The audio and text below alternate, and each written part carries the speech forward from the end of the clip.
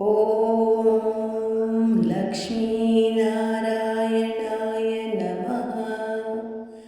ಇಂದು ತ್ರಿಮೂರ್ತಿಗಳ ಅನುಗ್ರಹ ಕೊಡುವ ಜ್ಯೇಷ್ಠ ಶುದ್ಧ ಹುಣ್ಣಿಮೆಯ ದಿನ.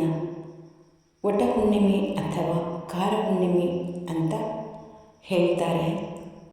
ಒಂದು ಕಡೆ ಪತಿಯ ದೀರ್ಘಾಯುಷ್ಯಕ್ಕಾಗಿ ಆಲದ ಮರಕ್ಕೆ ನೂಲು ಸುತ್ತಿ ಪೂಜಿಸುವ ದಿನ.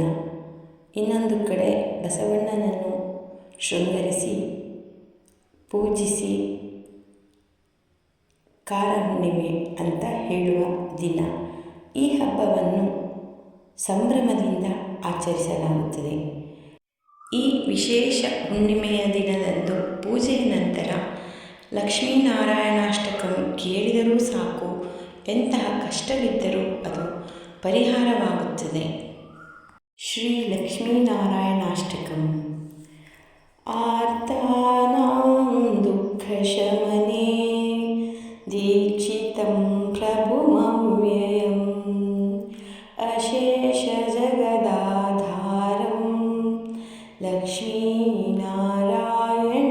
ಭಜೆ ಅಪಾರ ಕರುಣಾಂಬೋಧಿಂ ಆಪದ್ಬಾಂಧವಮಚ್ಯುತಂ ಅಶೇಷ ದುಃಖ ಶಾಂತ್ಯರ್ಥಂ ಲಕ್ಷ್ಮೀನಾರಾಯಣಂ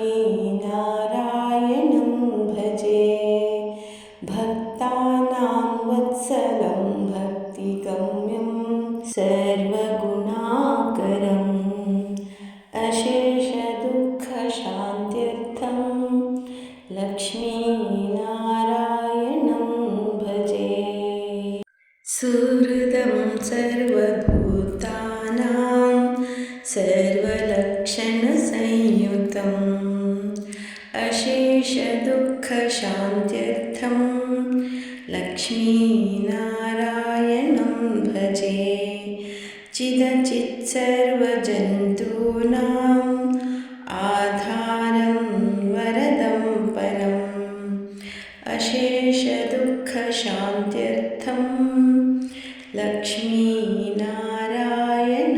ಭಜೆ ಶಂಖಚಕ್ರಧರಂ ದೇವಂ ಲೋಕನಾಥಂ ದಯಾನಿಧಿಂ ಅಶೇಷ ದುಃಖ ಶಾಂತ್ಯರ್ಥಂ ಲಕ್ಷ್ಮೀನಾರಾಯಣಂ ಭಜೆ ಪೀತಾಂಬರಧರಂ ವಿಷ್ಣುಂ ವಿಲಸತ್ ಸೂತ್ರಶೋಭಿತಂ ಅಶೇಷ ದುಃಖ ಶಾಂತ್ಯರ್ಥಂ ಲಕ್ಷ್ಮೀನಾರಾಯಣಂ ಭಜೆ ಹಸ್ತೇನ ದಕ್ಷಿಣೇನ ಯಜಂ ಅಭಯಪ್ರದಮಕ್ಷರಂ ಅಶೇಷ ದುಃಖ ಶಾಂತ್ಯರ್ಥಂ ಲಕ್ಷ್ಮೀನಾರಾಯಣಂ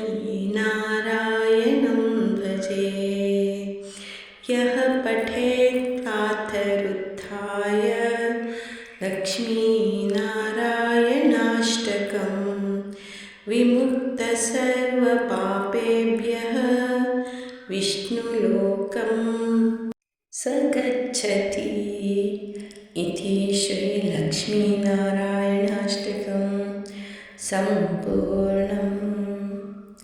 ಕೇಳಿದ್ರಲ್ಲ ವೀಕ್ಷಕರೇ, ಎಷ್ಟೊಂದು ಸುಲಭವಾದ ಅದ್ಭುತವಾದ ಸ್ತೋತ್ರ. ಈ ಸ್ತೋತ್ರವನ್ನು ಕೇಳಿ ನಮ್ಮ ಯಾವ ಥರದ ದುಃಖ ಇದ್ದರೂ ಕೂಡ ಅದು ಶಾಂತ ಆಗುತ್ತದೆ.